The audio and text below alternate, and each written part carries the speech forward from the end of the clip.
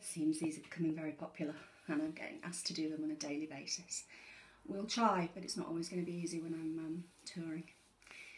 Today is a really special day for us. It's my mum's birthday, and as many as you know who follow me, my mum is in heaven.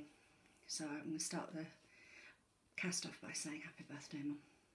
I was just about to say I miss you, but that would sound silly, wouldn't I? Because I know she's actually right here with me in the room, which is quite off-putting because she's sitting right there. Because of the fact it's my mum's birthday, I wanted to talk about grief and how my feelings are towards grief.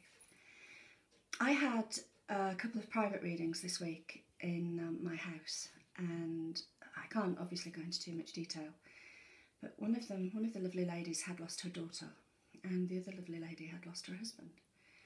I've lost my mum and dad and both my brothers, but I'm fortunate enough never to have experienced the loss of a child or the loss of a husband.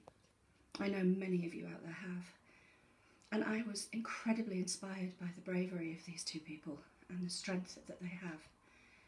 But one thing that seemed to come out that they had in common, and a lot of you know what this means and how this feels, is grieving, and how too many people put far too much emphasis on getting it over and done with quickly.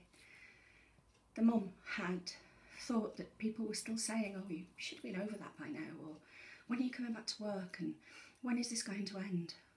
Who put a time limit on grieving? My mum died when I was 36 years old. I had 36 years of loving her. I can't end that in a few years. I will miss her and grieve for her, hopefully until I'm 80 or 90. My brother's been gone 25 years in March. It feels like it was yesterday. I can't end that. If you feel that you need to grieve, grieve. Be open about it.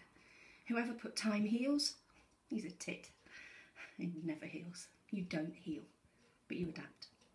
Many of you can start your adaptation in a few weeks. Many of you might not start your adaptation for a few years. Only you know when it's time. If it means cuddling a top before you go to bed, or spraying their favourite perfume. Every time I go into Boots, I spray my mother's perfume everywhere. The woman must think I'm completely bonkers. But I do it because it reminds me of my mum. Yeah, I shed a tear. But that's okay. Why is that okay? Because this is my life. Those of you who followed the video yesterday on my idea of sat-nav will know how this feels. It's all part of it. Do things your way. Grieve your way. If it gets too much for you, seek some help. Ask for some counselling if that's what you feel you need. Start a bereavement group. It's okay to talk about death. It's okay to talk about these people. I talk about my mum every day. It isn't a taboo subject, but we've made it that way. So today I'm going to grieve for my mum. I'm going to smile for my mum. I'm going to be sat opposite my mum sticking her tongue out at me. I'm going to try and not grieve, but if I want to, I will. I remember years ago Queen Victoria lost Albert, and she wore black for the rest of her living days, I think. People knew not to approach her. She was wearing black. And these days, well, we're not even allowed to do that. So do it your way, okay? There'll be another one tomorrow. And if you'd like me to touch on a subject or talk about something, put a little comment below and I'll try and think of words of wisdom to help you through it. I'm delighted that this is helping you. It helps me too, okay? Take care. God bless. Lots of love.